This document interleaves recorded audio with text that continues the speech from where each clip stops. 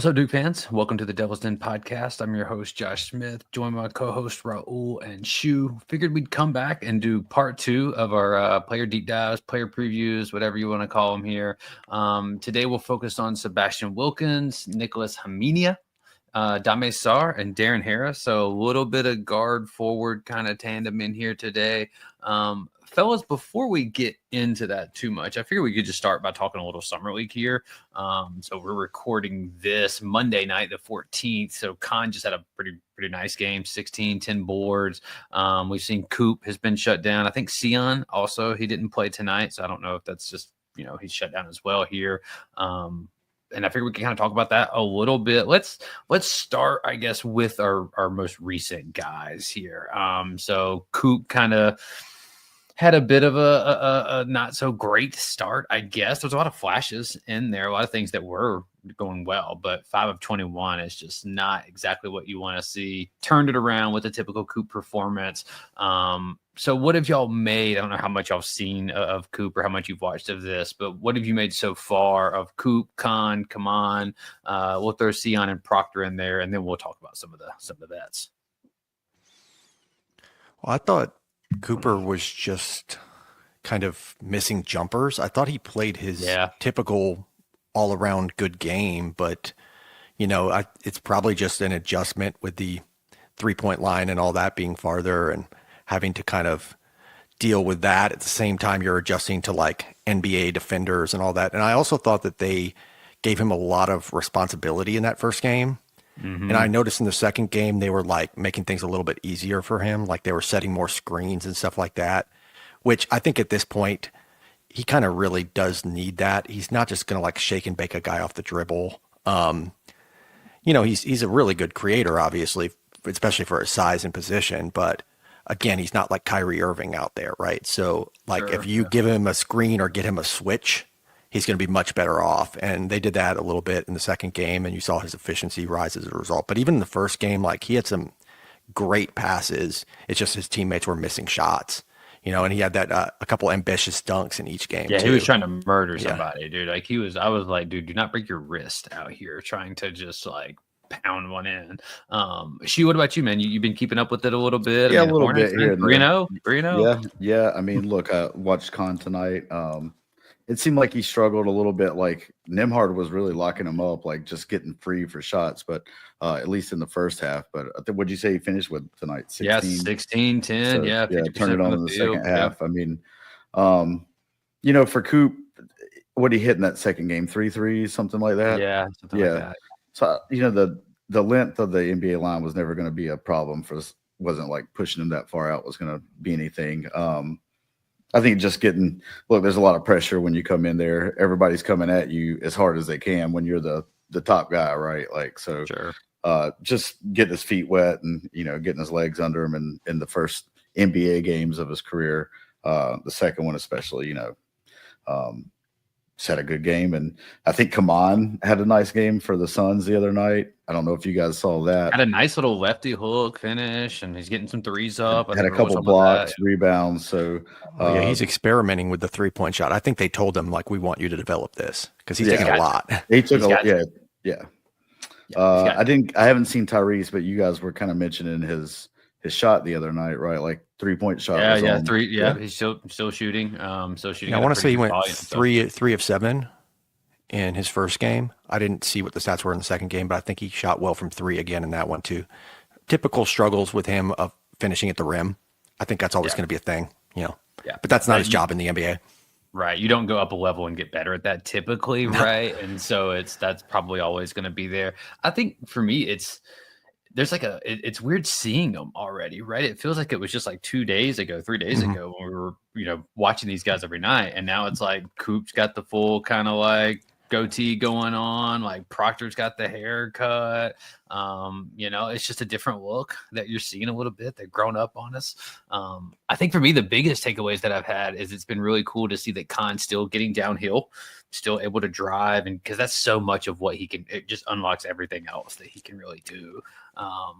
So that part's just been really nice. It's been fun watching the Hornets, man. McNeely's played all right for him too. Yeah. Kalk has been pretty big, man. Kalkbrenner. They play a fun style too, man. Yeah, they do. Like at least, so far in summer league, it's just up and down real fast, like getting up a lot of threes and stuff. But yeah, to your point, Khan, like I think on the first play of the first game, he penetrated, kind of did his typical stutter, pump fake kind of thing, got fouled, right? He didn't have a great offensive game in that one, but that was literally the first play of the first game of Summer League. He was able to do that. Yeah. And so, stuff like that is cool to see. Obviously it is Summer League, but you're wanting, these guys to get their feet wet, to start to get acclimated here a little bit. Some of our other guys are also playing really well, and we don't need to get into all of them, but I feel like we got to talk some Flip, right? Flip's been MVP of the Summer League. He's he to me, and the stats are probably there. I need to look, but I think he's been like the best offensive player in the Summer League. So he's putting up numbers, man. Yeah, he's putting up numbers. He's up there. He's doing like literally everything, like popping threes, like getting blocks, rebounds, assists. They're like running a lot of stuff from him through him at the top of the key. He can hit guys in the backdoor cut, all that stuff. Take guys off the dribble too, like Josh Harrison at CTC or something, right? Where they just turn into like a beast. Christian Reeves, Christian Reeves was like, that's goated level. CTC goat. Yeah, that's up there. But it's cool to see. I'm not really sure what the long-term plan in Utah is really. But he looks like a piece. A lot of interesting pieces, but he looks like one, man. I mean, you might have to figure it out. He might have to be kind of a bench big or something, depending on what that front court looks like. You're going to need to pair him with a defensive-minded big, I think. He's going to have to play the 4. His defense looks a little bit better, but still just like the wingspan and stuff, just he can't really contest too much. So. Yeah, you kind of wish you had a better infrastructure there for that. I don't know. I'm not sure how Ace Bailey or whoever is going to really make that pop, but we'll see. We'll see. They have a lot of just like power forwards for whatever reason. They got rid of John Collins, but they still have like 5 of them. Wendell Moore.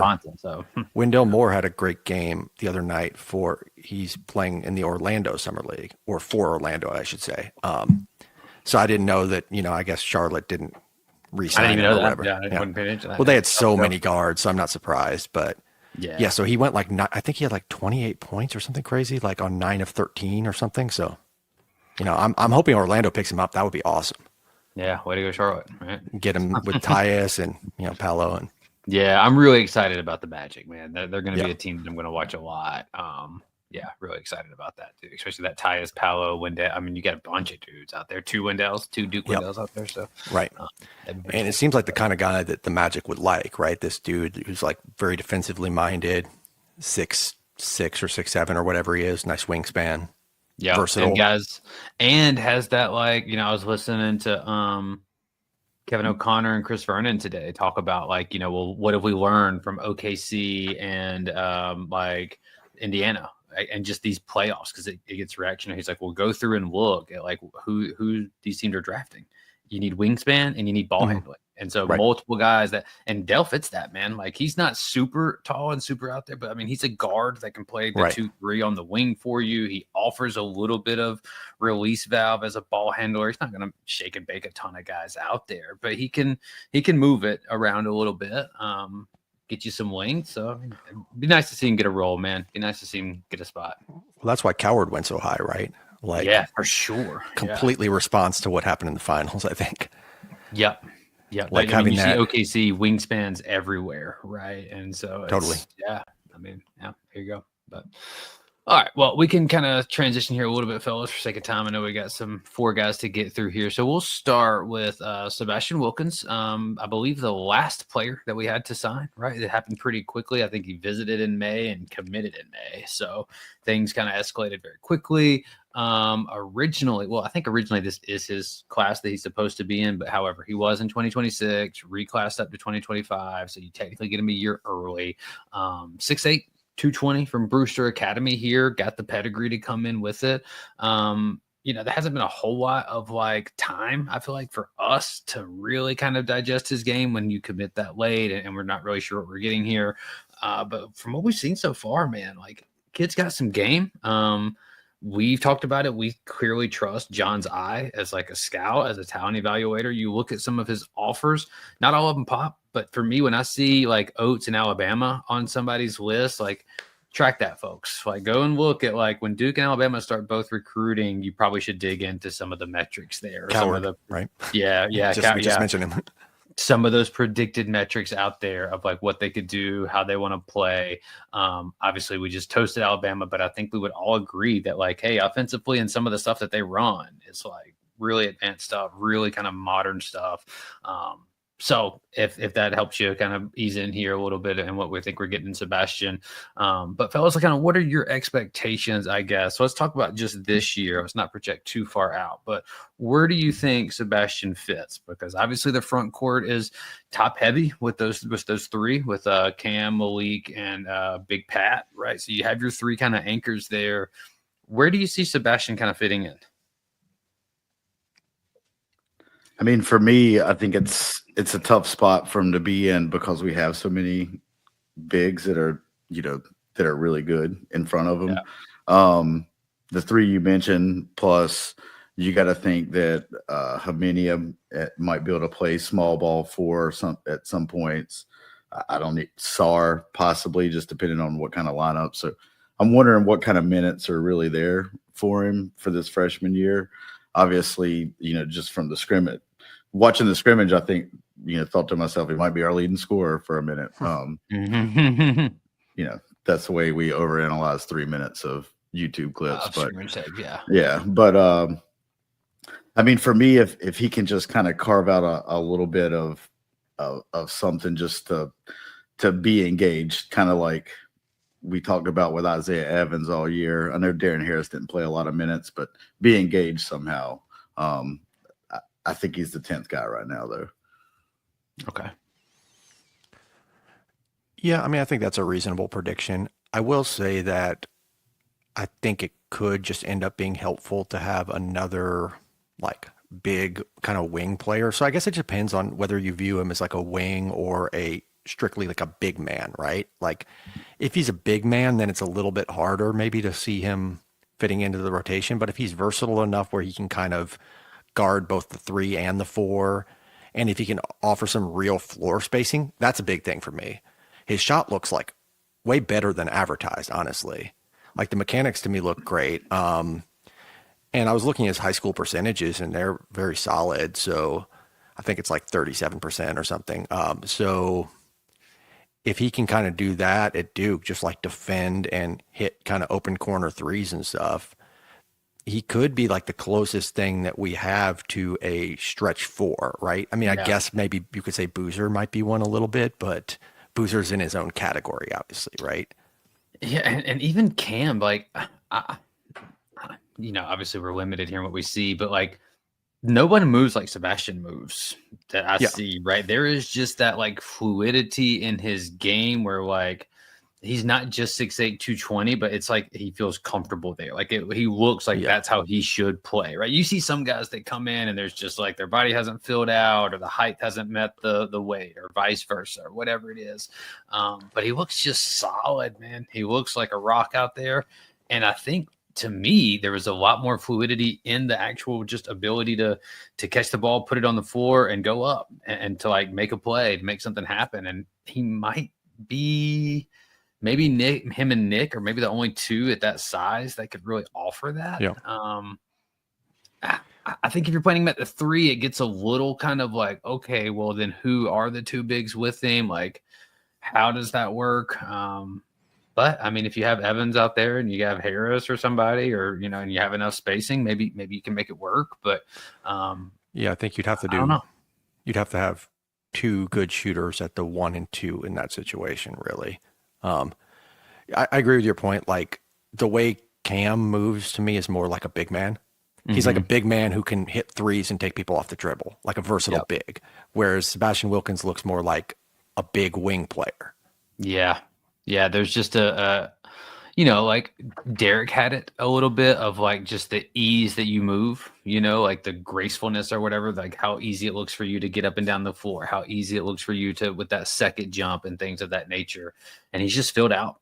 and he looks solid in that. And so if you can do things like that, the conditioning is there. I think all of the guys that we're previewing, I mean, we have 10 guys basically, right? So you're in that top 10. It's just how much of that is going to gravitate to like meaningful playing time or consistent playing time. But you could run a too big kind of a swap here. You know, you throw him there with Malik, and now you have 4 guys at those 2 spots that you can kind of interchange a little bit.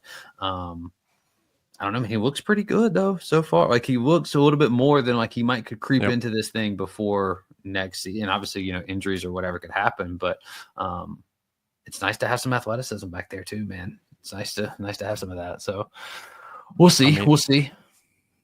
I wasn't expecting anything considering. No, me either. You know, his recruiting ranking in 2026 was like 47th in the composite, right? And then he classes down and it's like, okay, well, does that mean he's like the 60th best player? Well, then he's not going to play, right? But he looks better than that. Yeah. And he, you know, we've seen that type of guy have success at Duke. Right now, you have to really buy in to the role. But like, you know, we were watching the scrimmage. I know we're going to talk about that a little bit later. And I just had it on. My dad was over here. And he just immediately, just out of the corner of his eye, I was like, man, that guy was like Thomas Hill. You know, and I think because maybe they were in the same number coming up too. But if you remember, Thomas was kind of that like lanky 6'8" hybrid forward, right? You could throw Emil Jefferson, Lance Thomas. You can throw some guys just kind of into that mold that have been really successful here. Obviously, you can go all the way up to like Singler Battier at that mold too, if you want to take it that far. But I think there's something there, man. And I think it could be soon. Like if he can give us something this year, I mean, I think next year I'm looking at like, this could be a guy that could compete to start here, you know, if you have that kind of value. So that's there. It's hard to really project out role because I think we're all kind of like, okay, you know, maybe Shu thinks he's the 10th guy. Maybe I think he's maybe more like the 9th guy or whatever. I don't know how much is going to be there, you know, like, is John going to have this thing? I think your 7 and 8, like your top 8 are like pretty solid there. That next 2 to 3, we'll see. We'll see. I don't know how deep we're going to get into the bench here, but well, we played like 10 guys this year, but part of that was just blowing out teams by 30 points. Right. And I don't know if that's going to happen again. So we shouldn't expect that, you know. No, with the schedule that we have, man, it's like there's not a ton of you know, he's into our games. Yeah. And I think the ACC is going to be just a little bit better too. Like not great, but I think it'll be better. I mean, it can't get worse. Yeah. Not the worst. Over under wins in the ACC challenge. 3. Yeah, like 3. Yeah, we'll probably take the under, man. I think it'd be like us and Louisville, maybe. Yeah. Well, who else, right? That's the only one I feel good about. State might pull it off. I don't even know who they're playing though. So. Yeah. And I just can never believe in them. I know they have like a much more promising coach, and it's like I'll believe State is good when I see it, right? There's a lot of pep rally energy going on right now, but like we'll see what actually happens. It'd be cool. It'd be cool. Yeah, I hope they do get good. Again, it'd be nice to have them as a really competitive, consistent team. I mean, if we're gonna lose in Raleigh either way, I'd rather just lose to a good team. Not quad 3. Yeah, rather not have a quad 3 there. Yeah, that's for sure. So, I think, you know, there's not a whole lot more, I guess, I want to say about Sebastian. I mean, I think he's a really good two-way player, and I think, Raul, you kind of hit on it. Like, can you hit corner threes at a 37% clip? And if you can, then that just opens the door here, because that's something that Pat and Malik aren't going to be able to give you. At least we don't think that that's something that they have in their game right now.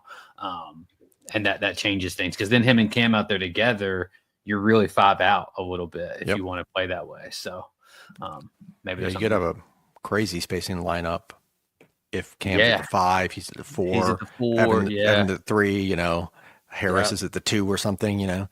Then suddenly you've got shooting everywhere, right? And still great positional size. I mean, you could play the 3 in that lineup there too a little bit. So, I like it. But shoot, I know if we unless y'all got something else, we can get into over-unders here for Sebastian. Seabass. All right, yeah. So we'll just play right into this. I think Raul told me that Darren Harris played 128 minutes total last season. He was pretty much our 10th guy. So since I have Sebastian, and this is no slight to him, but in that mold, minutes played total, we'll set it at 130.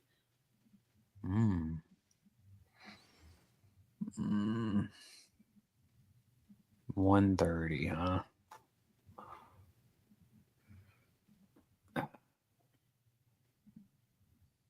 I'll go over. Maybe not by like a large margin, but yeah, I'll go over. Why not? Okay. Yeah, me too. Harris only played 6 minutes a game, so I'd expect him to play more than that. My only hesitancy would be that when you have DNPs, those don't drag down your like minutes per game. So, but you're asking total minutes. Total minutes. Doesn't really matter. Yeah. But obviously Harris had a lot of DNPs, so I'm kind of expecting Wilkins to have fewer DNPs, which would increase his total minutes theoretically. So a more stable minute per game distribution. Yeah, like he might only play 6 minutes per game, but if he plays in 33 games, then suddenly you're way over that 128s. Yeah. Right. Okay. And I think there's potential there for a bit more of a nuanced skill set maybe than what Darren that first year it was kind of just shooting, right? It was just some, and he wasn't making them. So right. And so here Sebastian at that size can offer you some toughness maybe, or some physicality, or rebounding, or Mason didn't shoot the ball either really well last year, especially the first third or 2/3 of the season almost. But he played. So yeah. And it came back around. He did come back around and hit some big shots, but he offered you 6'8" size. Yeah, so. That makes sense. Okay. You going under or over? Myself? Yeah. I'll stick with the over. I think you guys convinced me. Okay. Yeah. All right. Big things for Seabass. Is that the only over under we have for him? That's the only one I got for him. Okay. I do want to stick with the thing we were doing last week too, though. Well, maybe it was 2 weeks ago, but looking at the skill swap. So only for these four, right? So Sebastian, Nick, Dame, and Darren. So really you're choosing from 3. If you can take a specific skill, again, it can't just be shooting. It has to be free throw percentage or free throw rate or 3-point percentage or 3-point volume. What are you giving Seabass from one of those 3? A little bit harder than it was last week because I feel like just the less they're just not known, known quantities.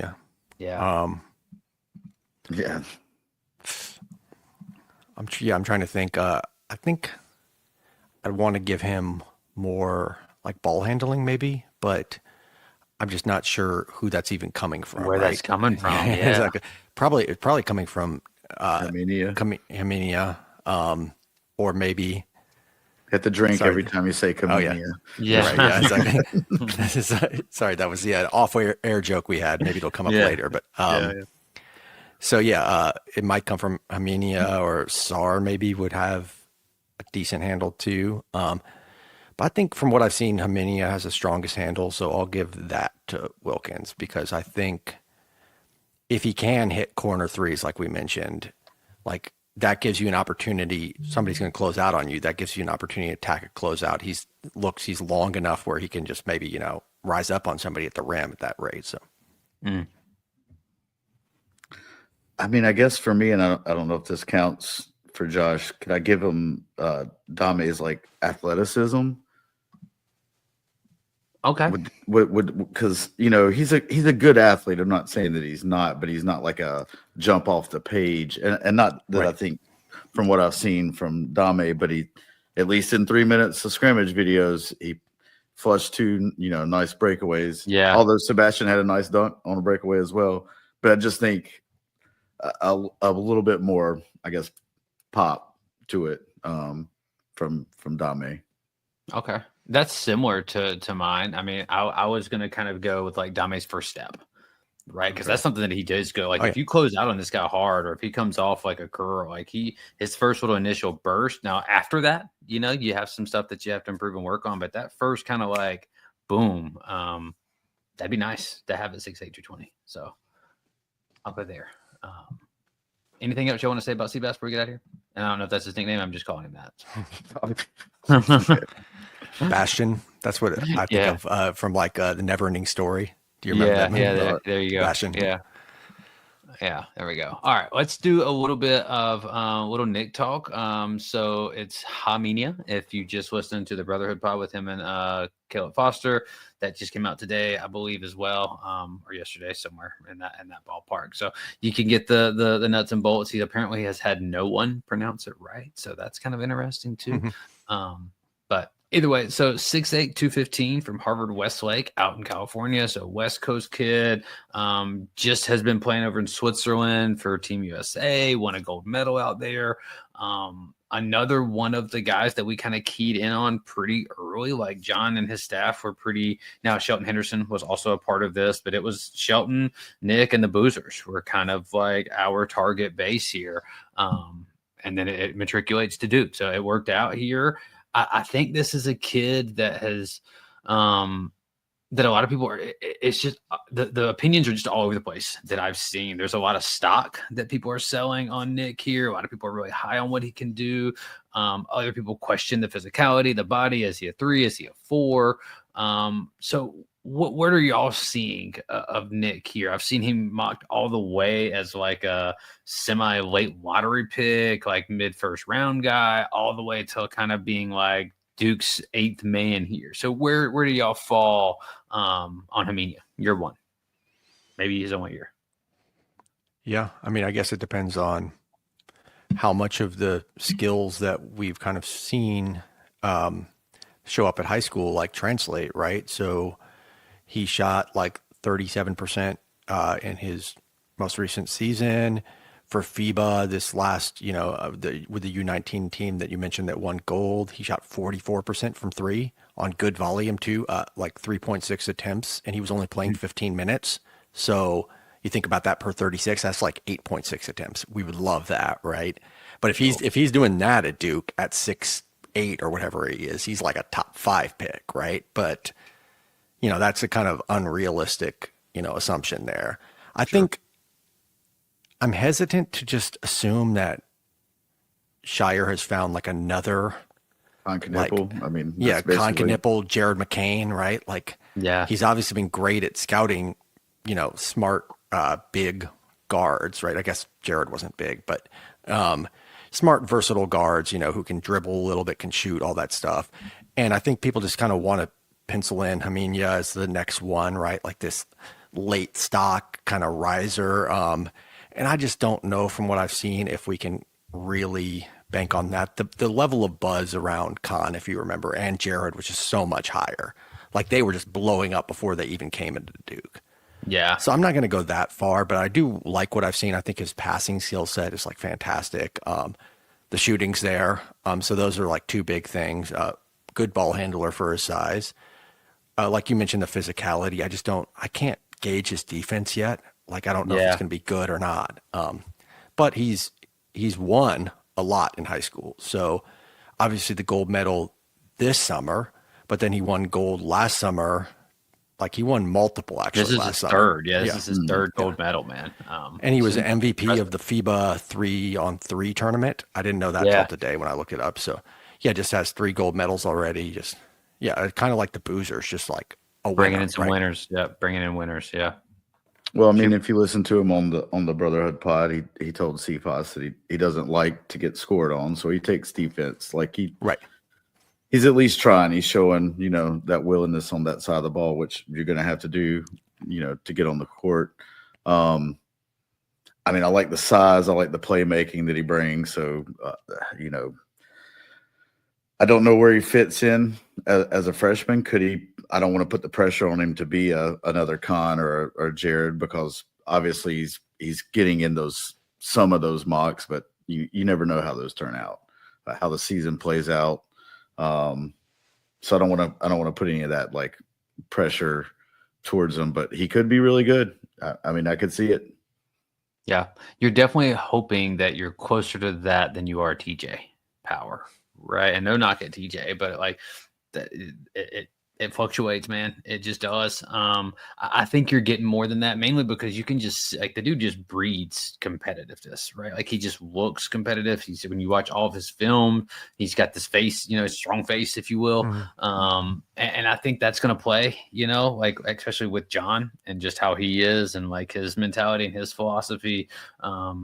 We're gonna need a guy in that con mold in the terms of like first on the floor for a loose ball, like just giving up the body, like going like Grayson Allen would like just almost kill himself trying to get a block at the rim, right? He would just flail, like hitting his head near the back, like just whatever, and we need that. I think next year's team could really use that on the wing, and maybe you get some of that from him. And I think he said both of his parents played, like his dad played professionally. I think that's right. Yeah. So, I'm sure a lot of our players, their parents played at least, I know we know that. Sure. Both the Knipples did, but, maybe that says something about that, just, breeding that kind of that basketball, mentality to win at all costs. Cause, you've been a competitor your whole life and now your kid's doing the same thing. Look for those type of kids. Yeah, I thought it was like pretty telling that he was often in the game in crunch time for Team USA. So like he played 15 minutes a game. He didn't start, but he was closing a lot of games. I think that's important, Yeah. What role do you think that he'll have here in terms of like, are you seeing him? I mean, I know you've talked about Dame kind of penciled in there. Do you think he pushes to start? Do you see him more as the kind of big guard forward that you bring in off the bench to kind of play on the wing here? Like, where are you taking this? It's hard for me. If the mocks are remotely true, you can't bury this kid, right? Like, I don't know. Yeah, I think there's obviously seeing something in him. I think the thing for me to start without knowing anything, we haven't seen a practice. I give the one up or the advantage to Dame just because he's been playing professionally for a couple 3 years. With good, other Jabari Parker and dudes. Right. Yeah. Like top draft picks, like Jan Vesely was a top 10 draft pick, in his time. Obviously you mentioned Jabari, just like a lot of really good guys, right? Who like had long careers in the NBA too, not like flame outs. Right. Like Hernan Gomez played in the NBA for years. For a long time. Yeah. So, competition's going to be stiff, man. Yeah. Competition's going to be stiff, but I don't know. Raul, what about you? You see him as a kind of a starter mold here? You think that he's where are you making this? I mean, if I had to bet, I would say he's not starting at the beginning of the season, but if you told me that, by January he was, it wouldn't surprise me at all. Like, right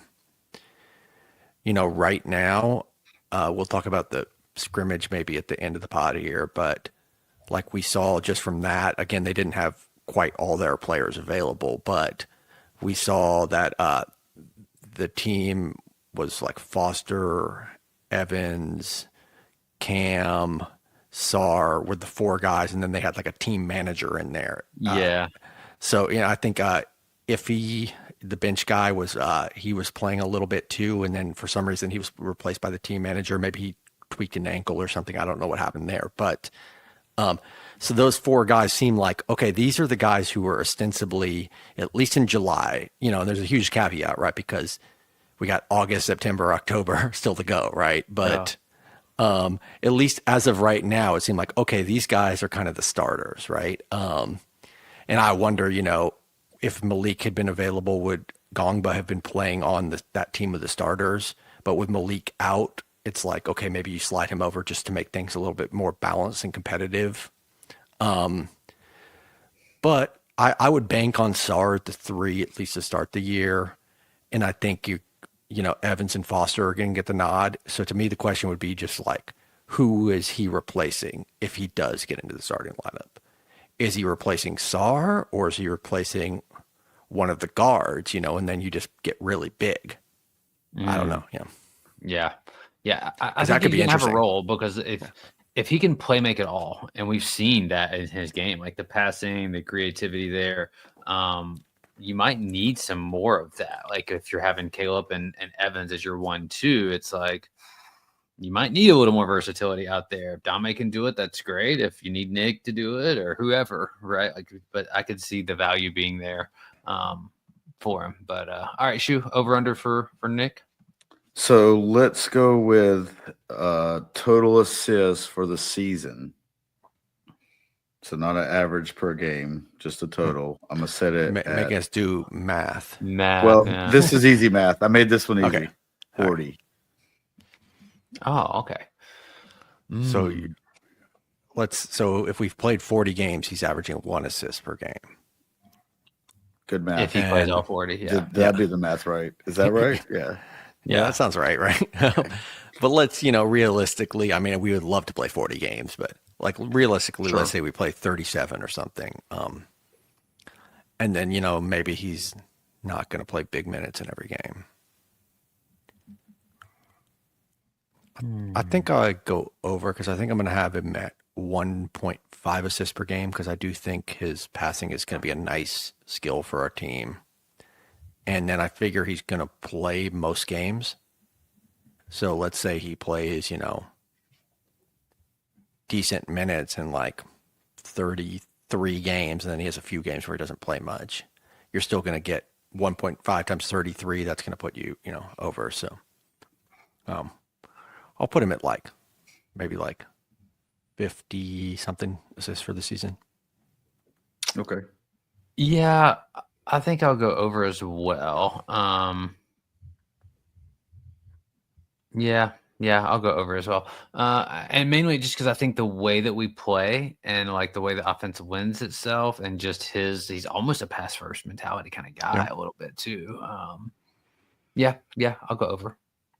What about you? You going over? Under?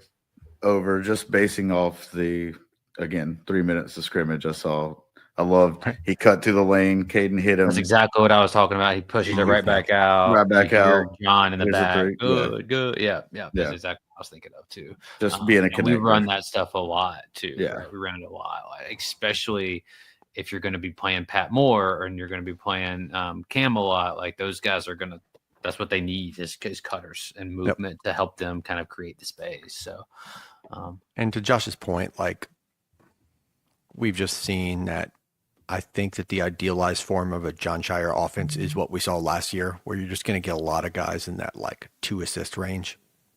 I just don't think you're going to have anybody up at 7 assists, and then you're going to have a bunch of guys with no assists. It's going to be ball movement is going to be a priority.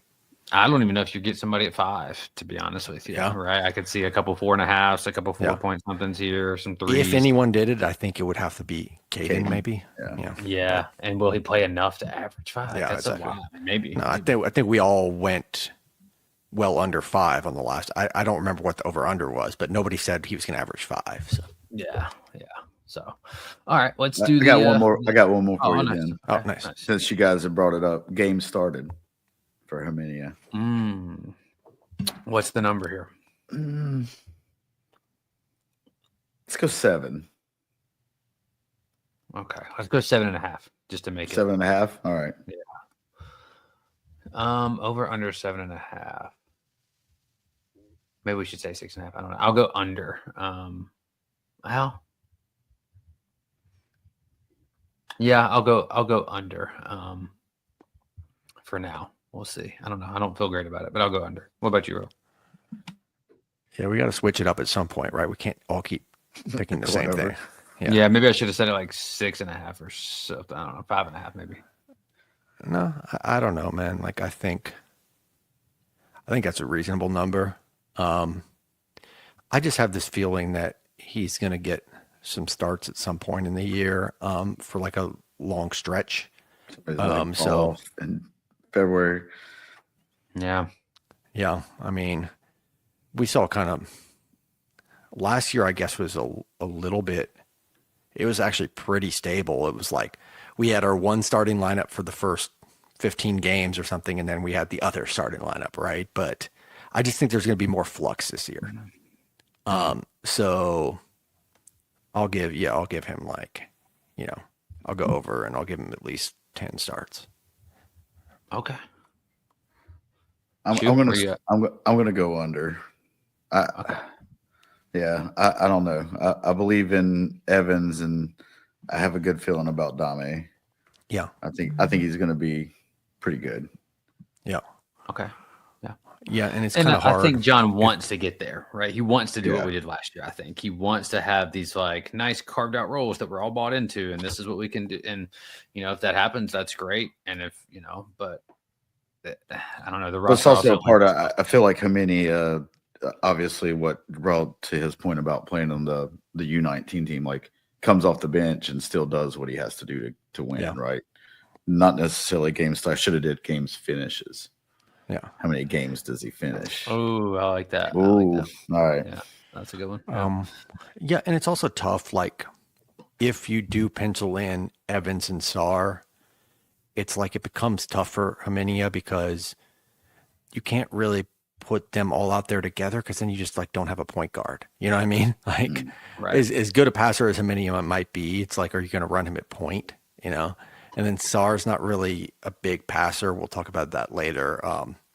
So I can kind of see you guys' point. Just by default, if those two guys are going to have that big a role, even if Foster got pushed out, I still don't know you can put those three guys on the floor together. Yeah, I think that he would have to take one of theirs. He would almost have to take either Dame or Isaiah's slot for whatever reason might would happen there, which is could happen for a couple games there. You need to send a message or whatever, who knows. It's possible. I mean, I think it would probably not be good for the team if Evans is not able to play up to the level we need him to play.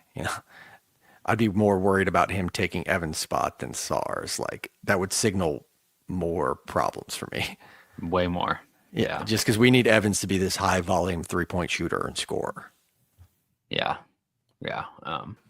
So we'll see. And it could turn into one of those. I know no one wants to hear this, but it could turn into one of those things where, John Shire played 30 minutes off the bench as a 6-man. And so maybe if Evans, if you need more of that creation, if you need more of that ball handling, maybe he just gets pushed over just because you can't worry out until you're taking it out.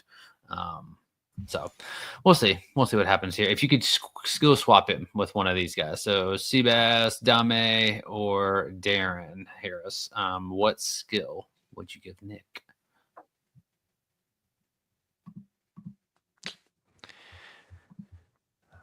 It's not really a skill, I guess. Like, it's more like a physical profile, but it could translate into a skill. I think Sarr's going to be a very good defender for us.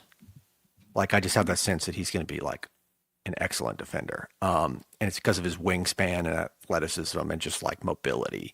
So I would give Khamenia Sarr's, I guess, wingspan, but to me, that's actually, I guess I'm saying his like defensive potential.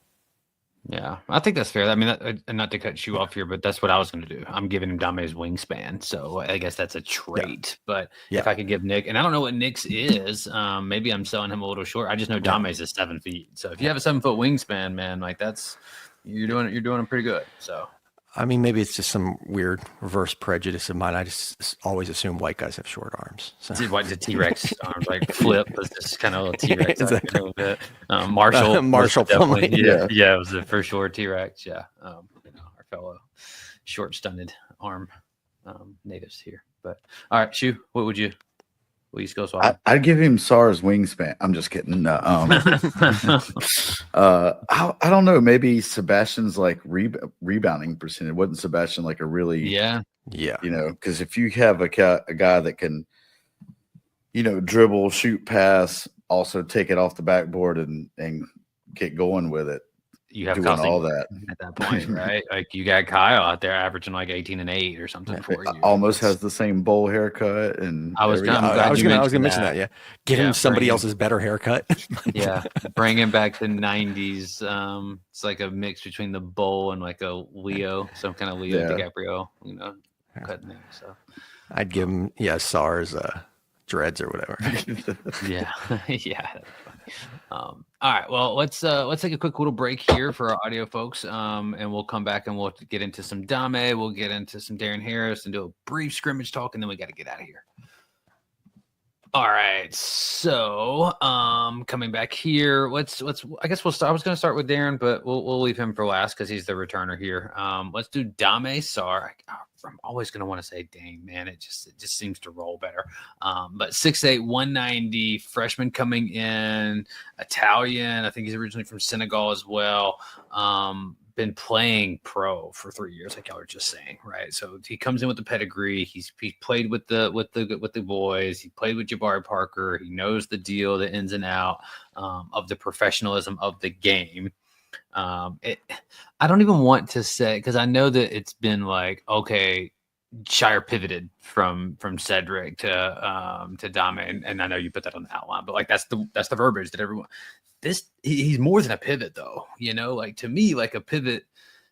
If you wanted to say from Shelton Henderson to Sebastian Wilkins, there's like that's a good pivot in the role. But like I know Cedric was going to be that guy too, but this is a big time pickup to lose Cedric in that way and to immediately kind of be like, hey, we can't wait. We got to get things moving here. Kansas was heavily involved with Dame to the point where like it seemed like that's where he was going to go. And then when Duke gets involved, when John gets involved, it's kind of, that's a lot of times that's a wrap here. So, first off, just shouts to John and thanks to Dame, I guess, for getting this done and coming in. And you have a guy now that really just slides right into the wing. I've talked a little bit about kind of the RJ Barrett in terms of just the feel of it, just the look of it a little bit. There's differences there. There's nuances that are a little bit different here. But fellas, for y'all, kind of where are we seeing Dame? I think we've talked about him maybe being in that starter spot. So I guess then tell me why. Why do you think Dame is the de facto kind of starter on the wing here? I guess for me, it's more the fact that he's been playing against dudes for so long. Like this is just going to be, I don't say it's a walk in the park for him, but I mean, it's almost a step down in competition in some aspects, at least in a handful of games that he'll play this year. He's not your typical freshman coming in, right? Mm-hmm. So I guess that's why I'm penciling him in my head to start the season. Okay. Experience, I guess, then. Yeah. Yeah. I mean, he just turned 19, like a month ago or so. And he's already played 3 seasons for Barcelona. And again, we mentioned it earlier, but the guys on that team, man, we mentioned Jabari Parker. We mentioned Hernan Gomez. I mentioned Vesely, but Justin Anderson, ACC fans will remember him from Virginia, right? This is a dude who he was a one and done at Virginia. How many years ago was that? I don't even know, like almost a decade, probably. He was there in 2015. With 2015, Tyus and him. Yeah. So that's like, you think about that. This is like an 11-year pro, right? And Justin Anderson wasn't like a low-ranked recruit either. He was a hell of an athlete, good player at Virginia, got drafted. It didn't last super long in the NBA, but he played several seasons there. So that's the kind of guys he's going up against. Now, again, he wasn't playing like a ton of minutes for Barcelona, but this last season he got 13 minutes a game. So it's not like he had no role. He finished his season like really strong. So like his last 5 games. So Barcelona, it's kind of weird. I don't really know how it works, but Barcelona plays in something called the Liga ACB, and they also play in EuroLeague. So it's like the stats are split between those two things. But his last 5 games for Barcelona in Liga ACB, he averaged 12.4 points on 65, 53, 60 splits. Now, okay, you'd like the free throw percentage to improve, right? Sure. We've got a lot of questionable free throw shooters, to be honest. That's a big worry about this team that I'll talk about, at some other point. When we get into season goes, exactly. When we get into the season, we lose a game because we can't hit free throws, then we can bring it up. But, Wilkins didn't shoot free throws well in high school. Sarr didn't shoot free throws well. We've obviously got Foster as well as another guy. But anyway, so towards the end of the season there, over those last 5 games, he actually got time. He got 20 minutes per game, and he put up numbers, and he was super efficient. So, and again, this is against pro competition. So I think you just got to be pretty optimistic about that. And the other thing that jumped out to me was, I don't want to like blow all our scrimmage talking points, but that dude is like, he is a competitor. Like he's yelling his ass off on like every play. Like it's almost intimidating. Yeah, dude, it is. Like, and that's what I was going to talk about too. It's like, you hate to just do a lazy thing, but like, he just looks like a pro. Yeah. He just looks, I mean, when you look at him, it's hard not to just see RJ Barrett, DeMar DeRozan, Scotty Barnes, Jalen Williams, Mikal Bridges, like just list off that just body type, that frame, that athleticism. Maybe not the shooter of some of those guys, but probably like the shooter of some of those guys too, right? So it's, I don't think he's 190 anymore. I don't believe that. Like no, he looks more 210, 205, 215-ish maybe, because he's chiseled too, man. Like he's and like I said, man, that 7-foot wingspan. Like this dude could be elite on both ends. And if you can do that, like if Dame's out here jumping passing lanes and like he's going to catch bodies, dude, like he's faster end to end than Coop was, like a lot faster end to end. Now, can he do it with the ball? We'll see. We'll see how much he can do with the ball there. But I mean, he just looks the part. He just looks like a pro. And I think the roster really fits him well. Yeah, that's what I was going to bring up. You want shooting at the 1. You kind of wish that you could like bank on a bit more shooting there, but man, Caleb's done a hell of a lot of work this year on his body on the offseason too. That doesn't make you a better shooter, but either way, like you would want a bit more shooting around him. But I do like just the cutting that we're potentially going to do, like the fluidity of it. He's going to be able to like do stuff on ball. He's going to be able to do stuff off ball. Yeah, I just think it just seems to fit, man. It just seems to just pencil you right on in. And when you play in that like European system, you are used to like moving the ball. 100%. Like 100%. I feel like European players really kind of fit into what Shire wants to do, right? Like we saw how like Tyrese was unlocked this last year. Like that to me is what Dame is going to look like. Now he's not going to come like flying off screens and take 9 threes, but still just that kind of like constant player involved movement. He seems to understand that. Brian Geisinger had like a very good article on him that just broke down all his like off ball movement and, kind of just ability to kind of make quick decisions. Yeah. So I think that's really going to benefit, and then just also like, I think this lineup, the starting lineup needs a guy who's going to be kind of a glue guy, a connector, right? And I think that that's what I see from Sarr. Like I see a guy who is going to defend, take corner threes, move the ball quickly, attack closeouts, push it down the floor if he grabs a rebound. Just really what Tyrese did. Again, not in exactly the same way, not shooting a ton of volume from 3, but kind of that role. Yeah. But a wing version. Yeah. I mean, we can talk about some expectations a little bit. I mean, for me, the expectation is just body counts. I think he's going to catch bodies at the rim. I might be a little bit more bullish on him than like some others. Like I think that he could. I know Evans is the guy, and people are saying that maybe he's the leading scorer, the second leading scorer. I think it could be Dame, man. Like I think he could be your second leading scorer, or at the very. I think he could be right in that mentality, because I think the mentality is there to like want the ball, to take those shots, to be able to be aggressive. I think we're going to empower him in that way to be, because you don't have a ton if you're starting Caleb, Slim, and Dame together with Cam and Pat. Like who is creating pressure off the dribble driving the ball here? Now Caleb can theoretically, but we've seen some confidence issues. We've seen some stuff where like maybe shying away from contact a little bit. If that's different, great, here for that. But if not, I think Dame comes in as a guy that like we need you to drive the ball. We need to put some pressure on this guy on the rim here a little bit, get downhill. I think he's going to be there. I think he's going to be really good, man. I think he's going to be really good. And Cam's going to draw a ton of free throws and contact at the rim, of course, but that's different, right? You kind of need that from a perimeter player too, I think. Yeah, I mean, when you have that, like Khan was able to provide that to us, right? Like just getting downhill and like then it just opens up. He's going to be able to move the ball for you. He's going to do some of that stuff as well.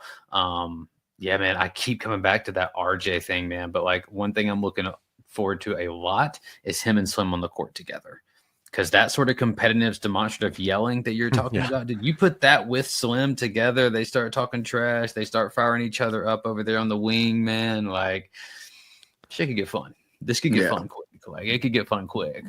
Especially because the boozers seem a little bit more on the like reserve, down here, kind of like steady Eddie, like whatever. But that can be good too, right? It can be because Isaiah goes. He's way up at the top, so like he's you need to rein it in. Yeah, and I even felt like maybe Tyrese last year like hyped himself up a little bit too much sometimes, and it's like you kind of. I was thinking about like Florida last year, right? Like Walter Clayton had like he was emotionless almost, like and that can be a good thing to have, and I think the boozers bring that, but having that like fire, what did Isaiah do for us in so many games, just like come off the bench and just like fire up the whole team, right? Just like well, that's the spurts, it's contagious because firing up the whole crowd or the team, whatever it is, but all of a sudden we go on a little run and he builds his confidence with every shot. Yeah, I mean, I think you're good at. I just envision, man, like when you have guys like Cam and Pat down there, and so Cam's gonna get like his rebounding percentage rates, like his defensive rebounding rates should be like astronomically good. Yeah. And when you have that, and you have maybe a guy like Caleb or something, but when you get that kick ahead to Dame in an open court, like that's going to be a real weapon for us because I don't think we're going to be particularly fast. But that is as a spot where like, man, that he's going to punch some dude. He's going to get some in transition. It's going to be a show. I think running through the front court, we're going to play a little bit slower for sure. But I don't remember who we had on that was just saying that Cam was the like best hit ahead passer, big man that he'd seen since Kevin Love. Was that John Watson or who was it saying that? Yeah, was it Bryant? Was it Geisinger? It might have been Geisinger as well. Those would be the only two options, I think. But I can't remember who else we had on here. Yeah. But yeah, so that could be an interesting thing there, right? If Cam's going to grab 25% of the defensive rebounds and he's going to be able to kick ahead, and you're going to have guys like Dame streaking down the floor, easy points right there. Yeah, it'd be interesting to see how we use him too, man. Like his skill set is a bit unique in terms of like just what we've seen in 3 years under John. I agree. Right? And so like that'll be interesting to kind of. I really like the RJ comp. Again, I don't think he's going to be this 22 point per game scorer like RJ was. But no, he's not going to get alphatized that much. Yeah. But I like this kind of weird like glue guy role player version of RJ. A little bit bigger, better defensively than RJ, I would guess. Yeah. To be clear, I do not think he is going to be like RJ was an alpha. He was a purebred, thoroughbred, like whatever, Clydesdale, like whatever. This was a top kid in his class for like 3 years. Like he had played, against pros with the Canadian team. He just had the pedigree of that, right? Whereas Dame's kind of coming in and still on the come up a little bit. And he's more used to playing a role, right? Dame is like he's had to play a role. Yeah. And that's kind of interesting to think about. I wonder if Dame's just like pumped up because he's so like relieved to not be playing pro players. He's like, this shit is easy. Yeah. That probably is like, no label anybody or knock anybody. But yeah, you see somebody in front of you and you're like, oh, I'm about to cook. He's like Caleb Foster versus, whatever, right? Raul Neto, like this 12, 15 year pro. Yeah. Or it's like, whatever for sure. It's just a different dynamic here a little bit, but I think we've kind of covered most of it here. I mean, we all think he's going to start, right? We all kind of think that he's going into that. To start the year for sure. I guess the only thing that we might would then differ then is exactly like how high. It seems like I might be a little bit higher in terms of just scoring output than y'all are, or that you are Raul. Shoot, kind of where do you fall? Somewhere in between, or you more like kind of Raul as the ultimate kind of glue guy, Justice Winslow, if you will, or are you thinking more on the scoring impact of the Rodney Hoods, the RJ Barretts of the world? I think he is going to be more of a glue guy than the scorer guy. I feel like I'm going to hold to Cam and Isaiah as our top two scoring producers. That's where I'm at. Yeah. Okay. But I think Sarr's in the 3 and 4 category, probably leaning more towards 3. Sure. Cool. Yeah. All right. Over unders for Dame. So you're over under. Let's go with his points per game then. 12.5. No, I'm over. Yeah, that's okay. I can't say what I just said. That's a low number. Right? Yeah. I don't think. I think it's a good number to set for the over under. I'm just. Well, I'm thinking like 15 or so. In my mind. I was thinking 17, 18 for Cam, 15, 16 Isaiah, and then a handful of people in this 12, 13 range. Yeah, sure. 11 to 13. So that's pretty much where I'm at, especially your first two things that you mentioned there, Cam and Isaiah. Those are exactly the numbers I had in mind. So I think Sarr is going to be at more like 10.5 or 11. That's where I've got him at. So I'm going under. I think he's going to be like a box score kind of stuffer, though. Like, I think he's going to be like 10.5 points, 5 rebounds. 5 and 5, kind of what Wendell used to give us. 10, 5 and 5. Yeah, that kind of thing. So really, I think he's going to be a really productive player for us, but I just don't know that he's going to be this like high volume scorer. Unless we can maybe get out and transition more than I think, because then I can just see him getting a lot of, easy runouts and stuff. But yeah, sure. I'm banking on the free throw percentage, kind of hopefully trending up. That's a big question. I haven't see a lot even of free mentioned throws that yet for him too. So if you're at 65%, that's not so great. If you're at 75%, that plays. So we'll see. Yeah, it's tough. It's tough to predict anything. Great. It's such a weird stat combination for him, because basically throughout his EuroLeague and Liga ACB stuff, his 3-point percentage has been really good. He hasn't had a bad 3-point percentage season, but he's never really shot free throws well. But the sample is just so low. For example, there's one season, I think, with EuroLeague where he's like 16%, but it's because he went 1 of 6. It's like, okay, that sucks, but it's 6 attempts, right? Like, should we really read into that?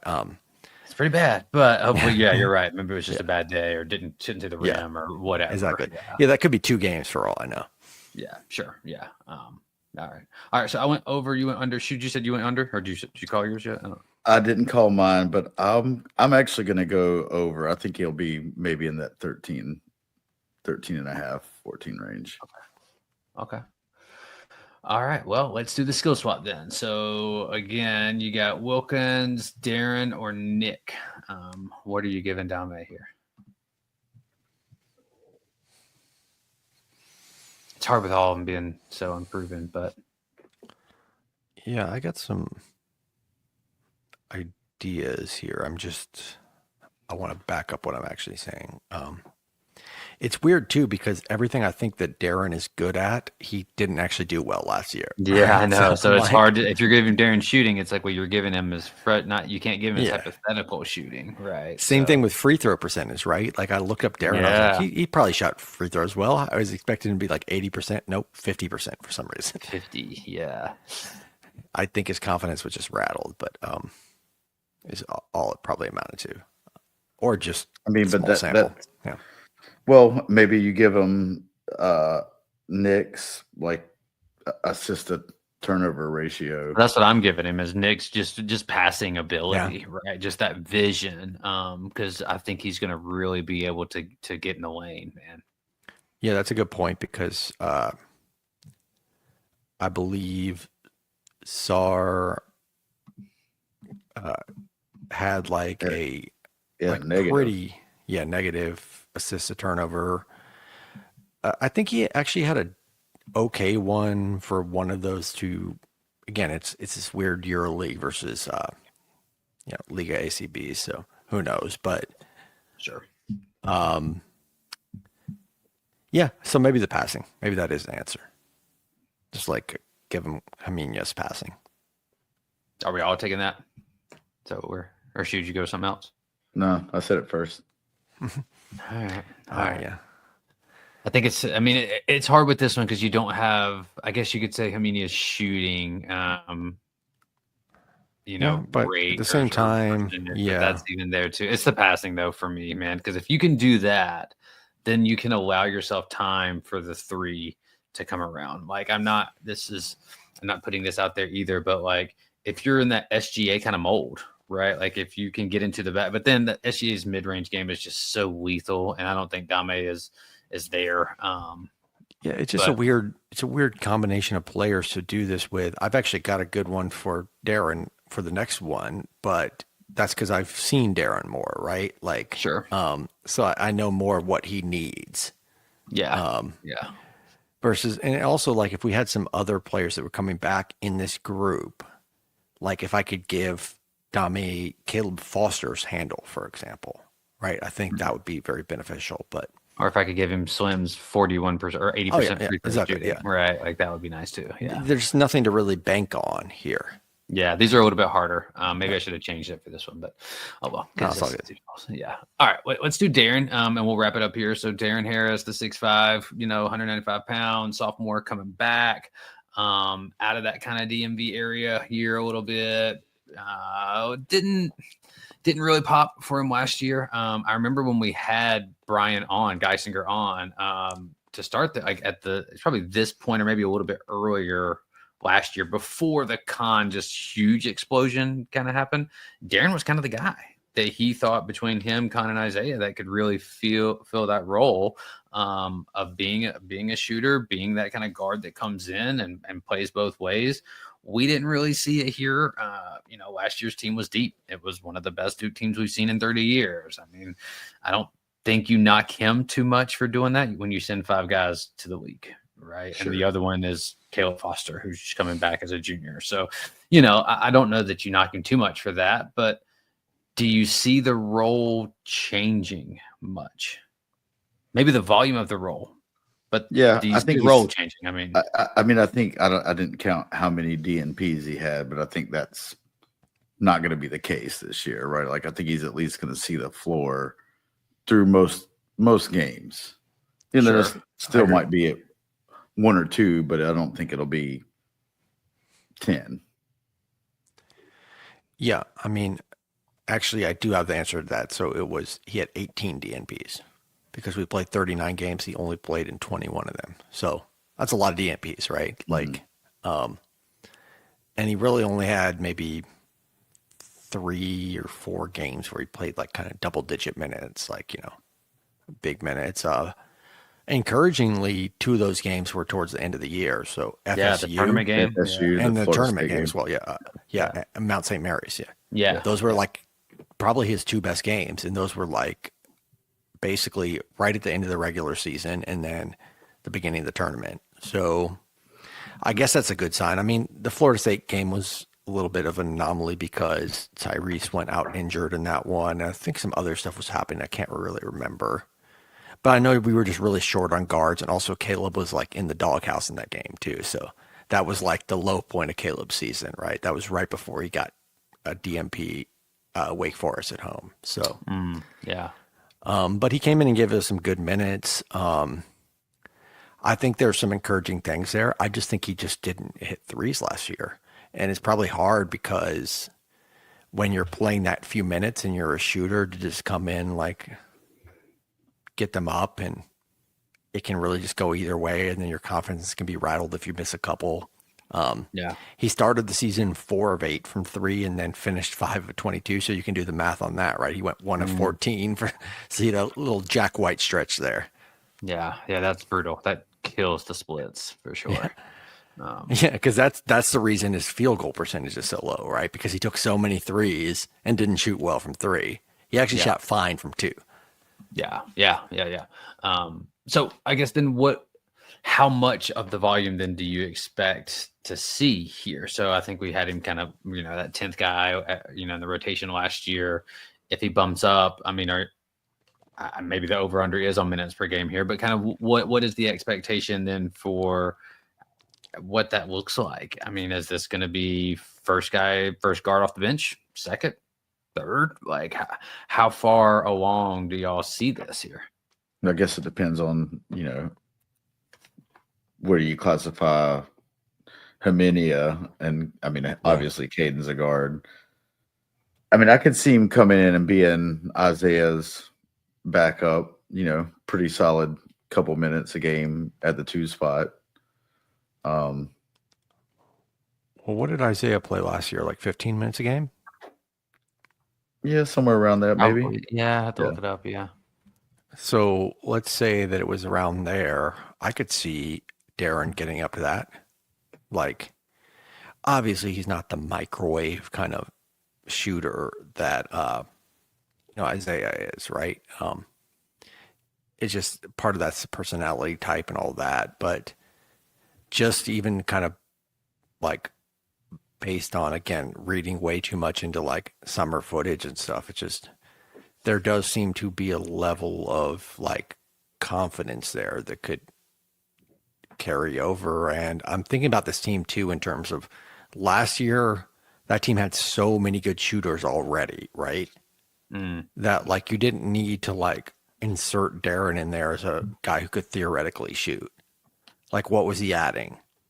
But this year, I just do think that the shooting is going to be at a lower level. I don't think we're going to be a bad shooting team, but there's certainly more question marks, right? So the form is just so compact and pure to me. Yeah, it's good. It's a great shot. Yeah.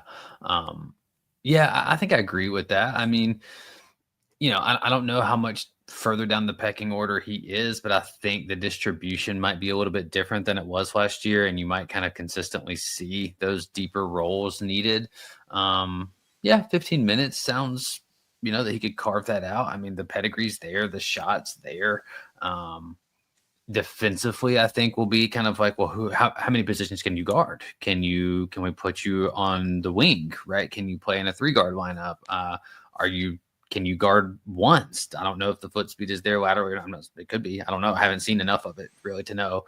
I don't think so based on what we have seen, but so we'll see. So then that creates, some maybe artificial pigeonholes there if you're not able to really switch in that way. I wonder if he could guard down. By down, I mean like towards the bigger positions better than he can guard up, because he actually looks pretty strong to me. Like he has like that stocky frame, right?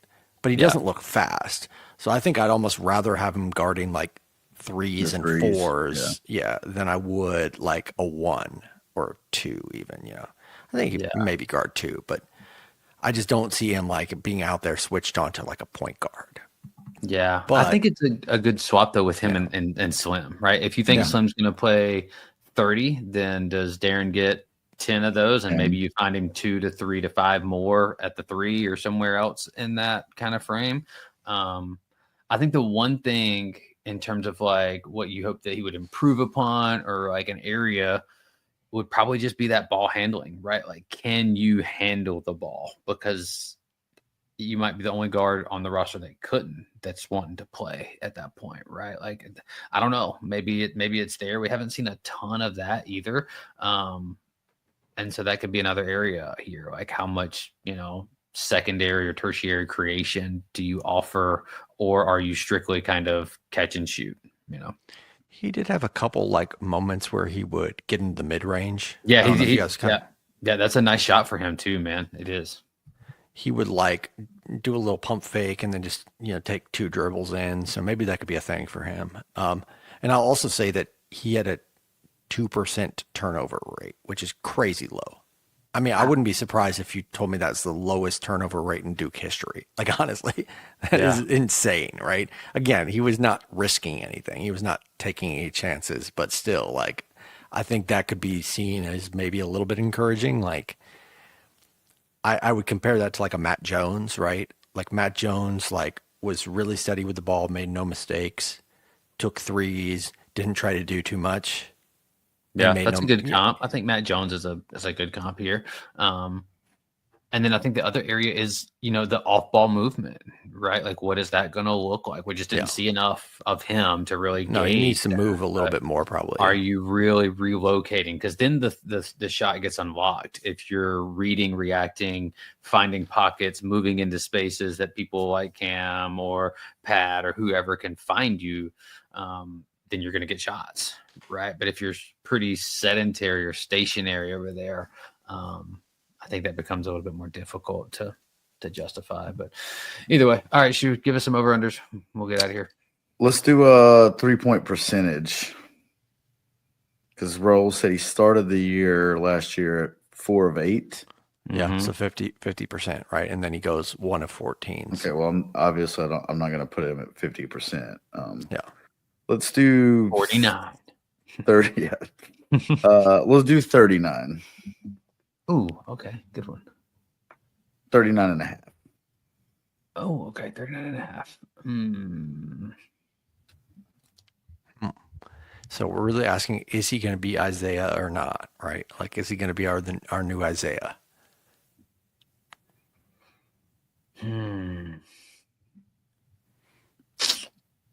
Just come in and shoot 2 for 4 every game. Yeah. You know what? Yeah. Why not? I'll go over. I want to say who's going to come in that, like, y'all are closer to 15 minutes. I'm probably still a little more reserved in the 10 to 12 it's going to be a 10 area. To 12, maybe even 8 to 12 area in there. But I do think just understanding the role, being shot ready, getting into that is going to be there for him. So, yeah, I could see him having a pretty nice 42, 43% year where we come back in a year and we're all talking about, like, man, I really wish that volume would have been at 5 or 6 a game versus like 2.6 or whatever it's going to be, Yeah, and we think about, like, when we've seen guys like Derek Whitehead shoot like 43% or something. Yeah. It's like, if he can do that, like, on like one leg or whatever. AJ Griffin was like at 47% for like 2.5 months, Yeah, it's not uncommon to have those guys who just like shoot ridiculously well on low volume. That said, I will go under. I'm going to put it more like 38. I think it's going to be a good percentage. Like, it's, but yeah. But I have him playing more. That's the reason. Right. So if he's taking one more, then that kind of makes it, Right. It makes it harder to, achieve that. To stay there. Yeah. But it still it could equal better value. Like, if I have him at 42% on like 2.5 and you get him at 38% on like 4 attempts, and it's like, oh, okay, that's more valuable than what I. Yeah. So, all right. Yeah. Is that it for him, or do you have another, or would you go? Shu, what's your? I would probably go under, like, more that 36 to 38 range for him as well, because I think he's gonna play a little bit more than he did last year and probably shoot 1 or 2 more, because he, again, 3 minutes of scrimmage, I saw him hit like 3 of them. Yeah. That proves it, right? That's 1 per minute. And even did a little dance after 1. Yeah, 1 per minute. Yeah, there you go. Speaking of, so if he plays 15 minutes, he's going to get up 15. Is that what we're saying? I mean, 1 a minute. Yeah. Yeah. Speaking of something random, I was on that podcast with KOC and them. They mentioned that Cedric Coward shot 70% from 2. Yep. His career. It's crazy. It's insane, man. Absurd, dude. It's just painful to think about him at Duke. And they're not all just rim stuff. No. There's a lot of like MIDI in there too, man, which is either way. Yeah, I think it was 72% actually. And it's and they were talking about, like, man, if he had gone to Duke this year, you could just he's like, KOC was like, I still think they're probably one of the favorites, but if he had been there, anyway. Yeah, I know. Either way, yeah. Sorry, Darren, you got swept up into that a little bit here, but all right. Was that? Did you say you did have another over under for Darren, or was that it? No, that was it for him. Okay, let's do. Let's round out the skill swaps, and we'll get out of here. For Darren, huh? What do you got, Raul? I'm gonna give him Sarr's confidence. Sarr's dog. DAWG. Yeah. Dog. Need more dog. Because I think just Darren needs that, like, brashness, right, to just really assert himself. Like, it's not that he seemed like timid when he was in the game, but just I think it's it's hard when you're playing that little. Yeah.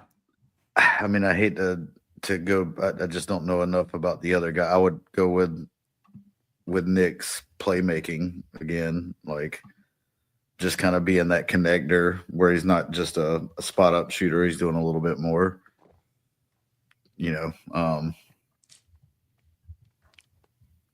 Yeah. Yeah, I think that's good. I would give him Wilkins is rebounding right now. I'm just kidding. That'd be crazy, wouldn't it? Just to have Darren Harris like a 30% rebounding rate. Let's see. Yeah, this one's probably the hardest. I mean,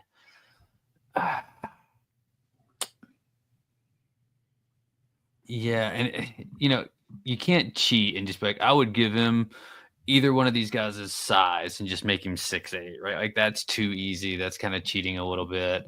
I don't want to use something I've already used, but it's very difficult not to. I'll give him Sarr's slashing ability. How about that? So you just turn him into a guy who can also just go off the bounce and get off the dribble with you a little bit. That would definitely open things up quite a bit.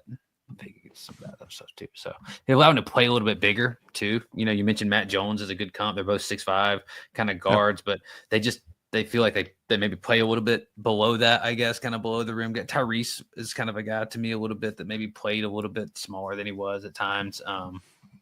We'll see. Hopefully with for Darren, sure. That pops. The wingspan, you could give him, Dominic's wingspan too, and that'd be pretty insane. But I know you're just joking, but I don't think he needs, of course it's a small sample, but I don't think he needs improvement rebounding. So I was actually shocked. Yeah, he actually does. Yeah, he actually has a good rebounding. Like I was actually shocked when I looked up his stats per 36 or per 40 or whatever. He was the best guard on the team as a rebounder. Again, it's a very small sample, but the guys above him were Kaman, Gongba, Flag, and Brown. And then Harris is like right after that, like 7.5 rebounds per 40. So that's an interesting thing to think about there, Play him at the 5. Exactly. Small ball 5. I don't know. Darren, it's hard to predict for me. To me, he's a guy, and I feel like it's so easy again to do this for everyone. Next year is where I expect to see a little bit of it, and then year 3 is where I think I see it for him. Yeah, really, right. Like I think it's like next year you start to crack in, you start to kind of belong, and then boom, junior year you get a much bigger, maybe not starting, but you're getting that 20-minute, you're getting that more consistent time. Love that Tyler Thornton's back on the roster too. Another guy I think it could really kind of work with him on just bringing some of that dog out, if you will. Yeah, man. I don't know, man. It's just tough to, gauge exactly what he is. Like, you hope he's not like a Joey Baker or an Alex, O'Connell or whatever. Like, but I just do feel like he's shown me just a little bit more. I know it's not a big sample, and I know it's not all that meaningful, but there's something more there to me than those guys had. Yeah, I think there's just I think the IQ IQ used a little bit there too. Like God, toughness. Joey Baker, Joey Baker feels like a throwback, and also like he's still on the roster. It's this weird thing, man. He was around forever, and he was just so frustrating to watch. With like, why are you pump faking and passing up a 3 over and over and over again, and just trying to drive to the rim? Like, do you not understand what you're good at? Do you not understand your role? Like, and then he goes to another school and doesn't, do any better, right? So same thing with O'Connell, right? Like, it's just wasn't in the cards. It's not there, Power, same thing, right? Like, it's been brutal fall there, but so I guess we'll go ahead and get out of here. I know we were going to do a little bit of scrimmage talk, but honestly, we're about an hour and a half in here. I think we kind of covered all of it. We'll get another 4 or 5 minute clip, I'm sure, from the fellas at some point here. In the meantime, because basically covered like Wilkins being impressive. We covered Sarr's like intensity. All the main hitters. Yeah. You can talk about the boosters a little bit, but again, I think we'll just save it for when we get into that stuff. But yeah, if you haven't already, so by the time this drops, I would highly recommend. We just sat down with Andre Dawkins, had a nice little 30-40 minute chat there. Raul and I did. Go check that out. He gives us thoughts on John, gives us thoughts on the program, where things are at, updates on what he's doing now. He's coaching himself in the high school ranks. So definitely go check that out. If you have the means and you feel so inclined, we're going to drop a link in that description as well, to help get his guys some gear, to help just promote what he's doing up there. So check that out. Spread the word on that good stuff as well. I think that's it for us, fellas. So we appreciate you all. So rate, review, subscribe. If you're watching us, you can find us on the TheDevilsDen.com YouTube page. If you're listening, again, rate, review, subscribe. We appreciate you there as well. You can find us on all your major podcast platforms. You can email us, TheDevilsDenPod@gmail.com. You can find us on X/Twitter @DevilsDenPod247, and keep the faces strong and the verb high.